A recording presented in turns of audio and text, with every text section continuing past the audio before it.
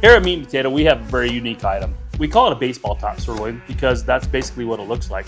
It's about 1 3/4 inches to 2 inches thick.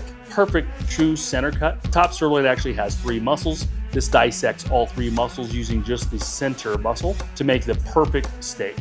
Looks a lot like a tenderloin steak, but it's actually a top sirloin. And if you've tried it before, I'm sure you'll order it again. We're gonna cook them outside on charcoal grill, and we're gonna do a reverse sear. A lot of people have asked lots of questions about a reverse sear. It's done one of 2 ways. You can either cook it slow first, sear it second, or you can sear it and then slow it up. This steak is pretty thick, so it does take a few minutes to cook.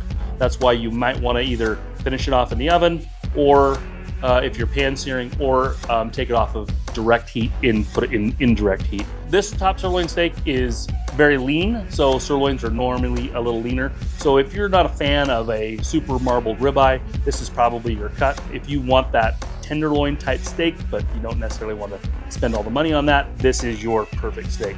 You can grill it all summer long, and it's one of our best selling steaks.